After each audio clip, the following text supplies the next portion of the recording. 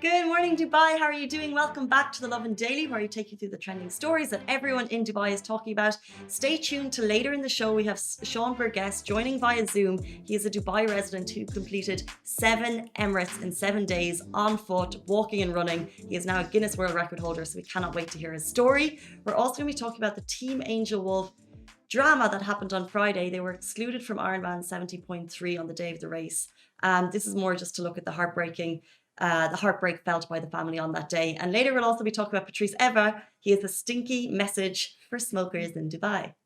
And apart from that, we'll also be talking about this YouTuber who got to be the only passenger in a first class area in the Emirates flight, and also how UAE schools and universities will be offering COVID-19 vaccinations. But before that, Grammys.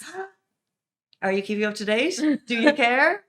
Do you care? Because we care, and we will still talk about it, even if you don't care.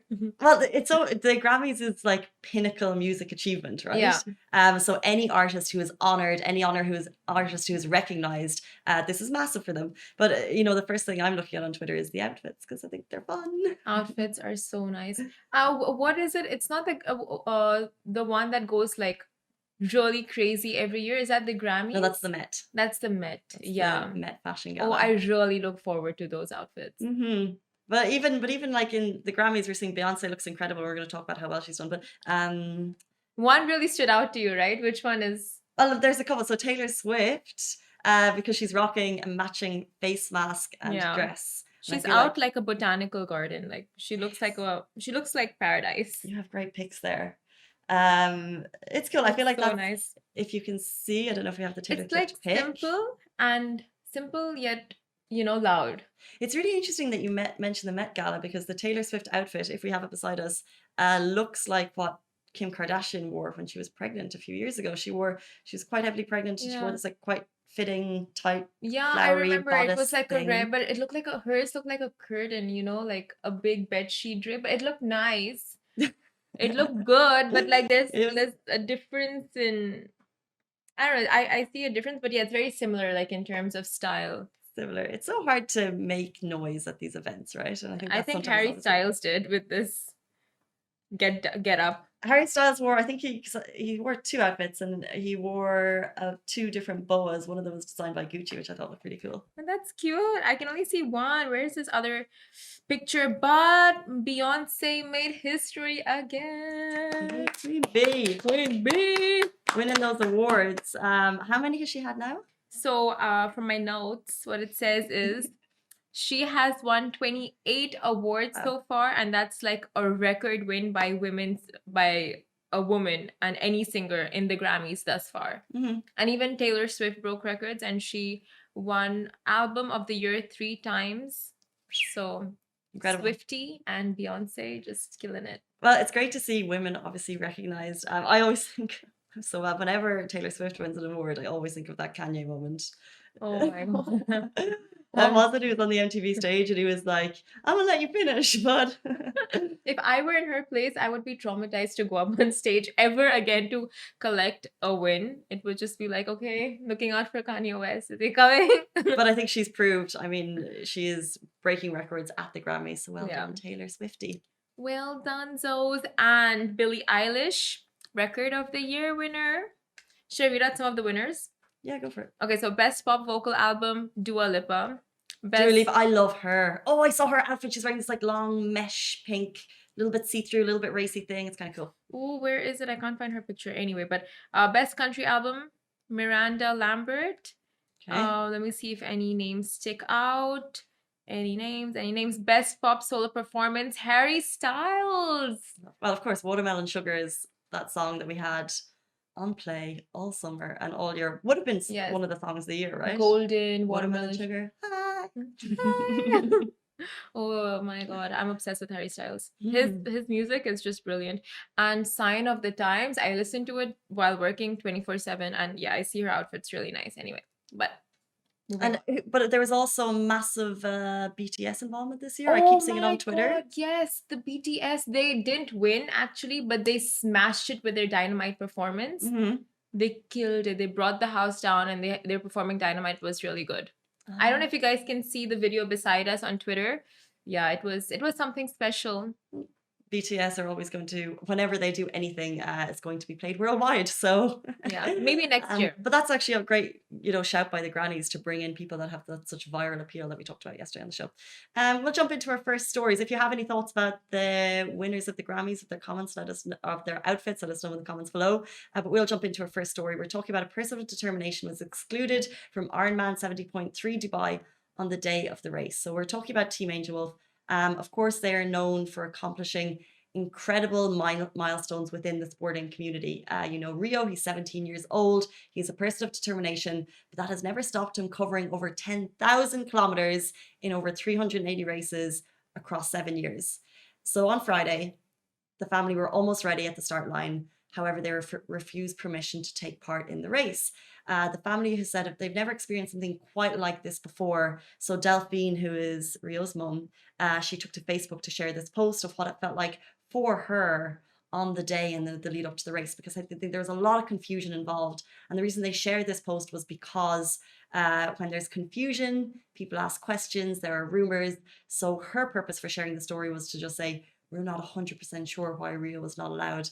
But I think also the purpose of sharing was to highlight the effort that it takes for Rio and his family to get up on race day is one thing. But of course, with a race this big, it's a whole other kettle of fish. There are lots of people involved, and there was confusion on the race day. So they had arrived with the Ironman. It's a couple of days pre-race that the preparation starts. So there's PCR tests which Rio had to undertake. There's pre-approval. There's like checking your bike in the day before. And until that point, although there were some conversations, the family were told that they could take part. They arrived on race day, and I think an organizer came up to just tell them, look, you're not going to be happy, but today is not race day. So you need to go home. And then Delphine just described in this really heartbreaking Facebook post, I actually read it earlier, and I almost had tears, just how she felt and how she was kind of scrambling around for documents. She also described that she probably wasn't like the happiest person to receive on that day, obviously, when she was speaking back to the organizers. But of course, Rio's been involved in these types of races before. And there's just a question about the age. You have to be 18, but when you're within your 18th year, it's okay. But she just said, as a mother, having to kind of let Rio know that it wasn't going to be able to happen. And of course, his excitement on race day turned to a lot of confusion and sadness. So just a sad Friday for the Team Angel Wolf family. Yeah. It's difficult for, I mean, I'm sure it was really heartbreaking for Rio as well, and very difficult for him to come in terms with the situation after being excited for so long, because it's something he was really looking forward to. And his dad and his parents were saying how he just could not stop talking about the races. So I mean, it's really sad that all this just happened so last minute, and they weren't given any kind of heads up beforehand, or at least given time to prepare and, okay, this is how we should deal with this. No, it was just like very last minute from what you've said and from what they've said. So that's just sad, like really for Rio especially, to deal with it and come to terms with it must have been quite a situation. Yeah, I think they would have appreciated being given kind of the heads up, Yeah. a day before, 2 days before, because like I said, there was conversations over whether you'd be allowed to participate. Initially, he was given free entry, so of course, like, you have to enter for these things months in Yeah. advance, get your name down. So a little bit of a heads up rather than on the morning of, because the family were ready to put on their wetsuits, get into the water when they found out. So it's kind of like that is the heartbreaking part. And I think if you're seeing the photos beside us on Facebook, you can just see the sadness in the eyes of the family. So, and I think a lot of people were there to support them, because we all absolutely adore Team Angel Wolf, and they have so many supporters here in Dubai and the UAE. So it's just sad. And the whole race was about Rio, not about, like, I don't think the rest of the family members, right? It was about him completing the races and but of course, him yeah. Participating. But what they want to do moving forward, positive steps, is that race they missed out on. So they want to give Rio back his race. So I think in a couple of weeks, we're going to see them somehow roll out now. This is a 70.3 kilometer race. So I think there'll need to be a lot of helping hands involved. So if you're interested in getting in touch with Team Angel Wolf, but they want to give Rio back his race day. And moving forward, hopefully we can see Rio complete the Ironman 7.3. Oh my God.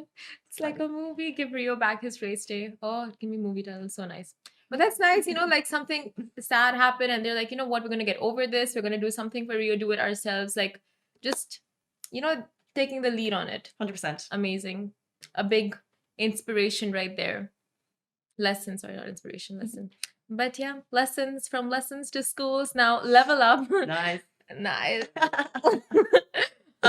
So level up. Now UAE schools and uni campuses to offer COVID vaccines. Several schools and universities across the UAE have upped their game by opening COVID-19 vaccination centers on the campus and as part of their efforts to support the community's well-being and to help restore normal campus life. The inoculation drive will be catering to faculty members, students, alumni, my God, alumni and their families in a bid to support the country's vaccination drive. And specialized admin workers are setting up medical teams in partaking campuses to ensure that the inoculation drive runs without any complications. And BITS Pilani, I don't know, BTS is stuck in my mind. BITS Pilani was one of the first, and the Dubai campus in collab with Mohab carried out an on-campus vaccination drive on March 11th. So that's amazing that universities are rolling these out. And actually, one of the captions for the Instagram post for which university was this? Ajman University was choose vaccine, not fear. And girl, love that. Loved that. We've been in fear for too long. We want to move on with our lives. The fact that, they're making it super easy for students to get that vaccination. Well done, Dubai. Amazing. The UAE is just on, they are on the game, going to universities and rolling out vaccination drives because that's going to places where they know a lot of meetups, interactions, all of that. So that's so smart, going to university for the vaccination drives. And not just students, but alumni and their family members and faculty. I just hope the cleaners are also a part of this. I didn't read that there, but I hope they are because they definitely deserve to be. Yeah, 100%. I think let's say if you're part of larger corporations, are actually doing the vaccination for all of their employee workforce. So we'll see. But 100% choose vaccination, not fear, because we're so lucky in this country to be, I think we're less fearful because of a lot of the safety precautions in place. But in other countries, people are still nearly under lockdown. Yes. So there is more fear. But even now, at the moment, yesterday we had our smallest number of cases since the beginning of January, 1,992 new cases in the UAE. We still don't want to be seeing over nearly 2,000 cases a day. But the fact that it's actually dipping, we're really seeing a very gradual decrease, but it's happening. This has been, like I said, the lowest number since the start of January. So, yeah. But like you said, we are so lucky. This French actress, just yesterday I read the news, she was protesting at the French Oscars ceremony, and she just went completely naked to protest against the lockdowns. So other countries are really struggling, and we have it so lucky.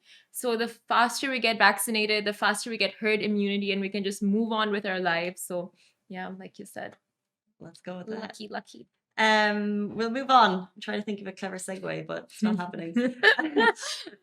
From lessons to lessons. This is the lesson for smokers in Dubai. I'll work on those for the show. Patrice Evra has a stinky message for smokers in Dubai restaurants. So the French footballer, he's been in Dubai since the beginning of the new year, basically living his best life. If you watch him on Instagram, he's got a very positive personality, and he's giving us kind of all of those inspiration to get out running on the Palm. He's been at Ski Dubai, he's been at Global Village, but one of his most recent posts sent tugs wagging with a message directed at smokers in Dubai. Basically, if you're going to smoke at a table near him, indoors or outdoors, he's going to let you know about it. So what he did was he stood up at a restaurant, and he obviously doesn't like smoking in Dubai restaurants, which is permitted. There's usually designated areas, and for the most part, outdoor terraces usually allow smoking. He's not used to that from France, I guess. So he stands up and he basically says, if I'm going to see a smoker, I'm going to fart. I'm with him. I'm with him on this one. Yeah, I don't know. So he's got a bit of response on that. Some people are like, go to a place that doesn't have smoking, you know what I mean? Yeah. But other people obviously fully applaud it because it's gonna kill you. I love him. You love Patrice Evra? Patrice, Patrice, Evra. I love you too now. I hate the smell of smoke. I can't stand it. So I'm so with him. But I mean, I get it. Like if there are designated areas for smokers, like just go to the places where it's like non-smokers. I don't know. I think that should be okay. But if someone is smoking in a restricted area, definitely like fart and let them know how stinky their cigarettes are. I don't know. But I think it, like, obviously this is a bit of a joking video, but I think it just brings up a good conversation about smoking in Dubai. Whether or not it's okay. But yeah, but I think obviously for the most part it's permitted. Yeah. In outdoor terraces. So for those of us who don't smoke, would rather not the smoking. But you know what? It's We like do. giving one back. It's like they don't understand, smokers don't understand how much the smell of nicotine really and tobacco irritates non-smokers. It's in your hair. Oh my God, it's just It's your nasty. clothes. It's nasty. It's nasty. Yeah, it gets everywhere. And then, yeah, fart and then let the other person know. Patrice, How Ever, much- we support your message. Not that we're going to start doing it, but we like your style. You like your style. Just imagining people Dubai just. That does not give people a free pass to fart. It just gives Patrice a free pass because it's him. But even like you said, like he's a crazy positive guy, right? He's a funny guy. He's a Like funny I love guy. the best. Like there's a video on YouTube with him and Paul Pogba. They're just funny. It's just a comedic. The Like, funny guys. He's literally guy. full of life. You know, they're the funny guys. You know, like United, being a United fan, I love him even more. Yeah, same here. Anyway, Big fans. you lost me at football. Anyway, it's football, right? Yeah. So this, moving on. That's the thing. Laughing at Ali's response, and I'm trying to figure out if someone's serious or not. No, just kidding. I know Manchester United is like a football club, not basketball club, football club. Yeah, so this. He's like, He's got such a poker face. that's not a poker face. That's a disdain face. But he has it like all the time. Imagine, like you can't tell with him. Okay, now he changed it. He's changing up his emotions. Now, expressions. Now, this YouTuber got to be the only passenger in first class on board an Emirates flight. And okay, so this Dubai-based YouTuber basically hit jackpot Gaurav Chaudhary as he was lucky enough to experience the Emirates first class cabin all by himself. And the Indian YouTuber took a first class flight on Emirates Airlines from New Delhi to Dubai, and no one could say he experienced the most, and one could say that he experienced the most socially distanced flight ever, because no one was there apart from him in the first class cabin. And Gaurav Chaudhary filmed his entire experience for his YouTube fam and raved about the services like the speedy Wi-Fi, A-class food service, and said having the first class cabin all to himself was like flying in a private jet. Now, if I knew I was going to have the cabin all to myself, I would even think about getting tickets on that class, first class. Not it's economy all the way. Yeah, but would you use it? So this is the Emirates first class. So you're in those little pods, right? Yeah. It doesn't really matter if you have it all to yourself. No, but for the gram, Casey, for the gram. Like I would do it. I would be on Instagram all the time, just like, guys, my cabin. I Can we booked get- it all out. Can we get a meme of someone be like, "What the grab?" So there's no one there, but you need to connect with the outside world and let them know that there's no one there. Yeah. Makes I sense. remember something like this happened last year, the year before, where a celebrity went on board an Emirates flight, and I don't know if it was empty or if he booked out the entire thing, but he's like, he booked out the entire first Mhm. class cabin. Yeah. Yeah, I would totally just like be like, I booked it out. This is the thing. I think there was questions over. I remember that story there a Yeah. year ago. There was questions over whether he'd actually done it or whether it was just for the gram and he took like a photo to pretend. Yeah. But if it doesn't even matter if you're the only person on Emirates first class. If you're on Emirates first class with, I don't care. Like Yeah. that's just That itself is like a big deal, but Yeah. I mean, having alone to yourself, it's just, I don't know, it's nice. Like, it's like something you can talk about later. I don't know. It's a good story. it's a great story. Oh my God, I sound so Would you not like to be, frivolous in life. Sorry. would you not like anyone to share it with? Oh, yeah. Yeah, that would be ideal. Going with a plus one and having the cabin all to yourself.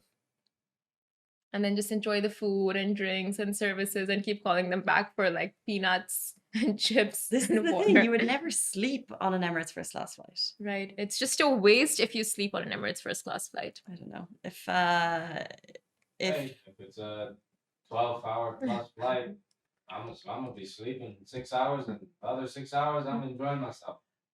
Wow. I flew business class once. Oh, okay. See, Yes. And it was over and back. just like, you know, It was once in my life, and it was over and back printing. to the States, and I got on, and it was a nighttime flight on the way over, and I got up in the middle of the night to just go and sit in the lounge because I was like, but then you arrive, and I was flying to see my family in New York, and Did you get to shower?